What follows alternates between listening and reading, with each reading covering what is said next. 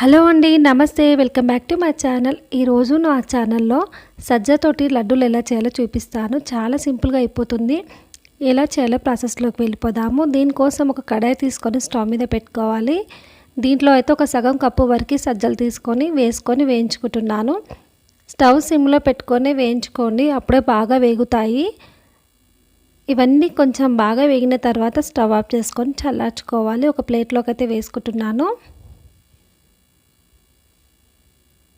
ఇప్పుడు సేమ్ అదే కడాయిలోకి ఒక సగం కప్పు వరకు పల్లీలు అయితే తీసుకున్నాను. పల్లీలు వేసుకొని లడ్డు చేసిన చాలా బాగుంటుంది టేస్ట్. పల్లీలు కూడా బాగా వేయించుకోవాలి. స్టవ్ని సిమ్లో పెట్టుకొని ప్రాసెస్ అంతా చేయండి.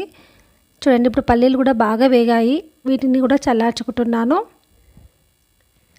ఇప్పుడు ఒక మిక్సీ జార్ అయితే తీసుకొని అందులోకి మనం ఇంతకుముందు వేయించుకున్న సజ్జలు ఉన్నాయి కదా, వాటిని అయితే వేసుకుంటున్నాను.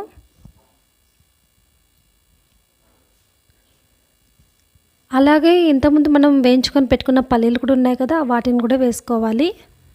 ఇప్పుడు ఇందులోకి కొన్ని జీడిపప్పులు అయితే వేసుకుంటున్నాను. అలాగే 4 యాలకులు కూడా వేసుకుంటున్నాను. ఇలా వేసి ఒకసారి అయితే మిక్సీ పట్టుకోవాలి. ఇలా పట్టిన తర్వాత ఇప్పుడు ఒక కప్పు వరకు బెల్లం తీసుకొని ఇందులోకి అయితే వేసుకుంటున్నాను. బెల్లం వేస్తే చాలా హెల్తీ కాబట్టి నేను బెల్లం తీసుకున్నాను. ఇలా మొత్తం మిక్సీ పట్టుకోవాలి, మెత్తగా మిక్సీ పట్టుకోవాలి.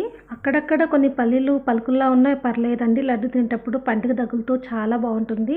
ఇప్పుడు ఈ మిశ్రమం అంతా ఒక గిన్నెలో అయితే వేసుకుంటున్నాను. ఇలా వేసుకున్న తర్వాత ఇందులోకి ఒక 2 స్పూన్స్ వరకు నెయ్యి అయితే వేసుకోండి. ఇలా నెయ్యి వేసి బాగా కలుపుకోవాలి. పల్లీల్లో కూడా కొంచెం తేమ ఉంటుంది కాబట్టి ఇదంతా బాగా కొంచెం మెత్తగా అవుతుందండి. ఈజీగా లడ్డూలు అయితే చుట్టుకోవచ్చు. మళ్ళీ వీటిలో మనం ఎలాంటివి కలపొద్దు.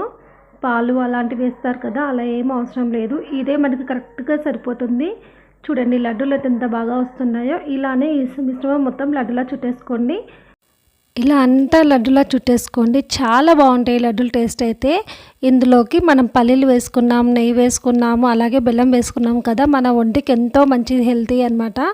రోజుకో లడ్డు తిన్నా ఎంతో బలం అండి. పిల్లలకైతే చాలా ఇష్టంగా తింటారు, పెద్దలు కూడా చాలా ఇష్టంగా తింటారు. ఇలానే మనం మిల్లెట్స్ తోటి మనం ఏదో ఒకటి చేసుకొని తింటుండాలి. అప్పుడే మన ఆరోగ్యం కూడా చాలా బాగుంటుంది. ఒకప్పుడు సజ్జలతోటి చపాతీలు కానీ రొట్టెలు కానీ చేసుకొని తినేవాళ్ళు. అలా ఇష్టం లేకపోతే ఇలా లడ్డు చేసేసుకోండి, సింపుల్గా అయిపోతుంది. ఈ లడ్డూలు వారం రోజుల వరకు అయితే నిల్వ ఉంటాయండి.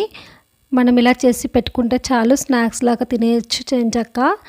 మీకు కనుక ఈ వీడియో నచ్చినట్లయితే నా ఛానల్ని సపోర్ట్ చేయండి, షేర్ చేయండి, అలాగే సబ్స్క్రైబ్ చేసుకోండి. Thank you for watching.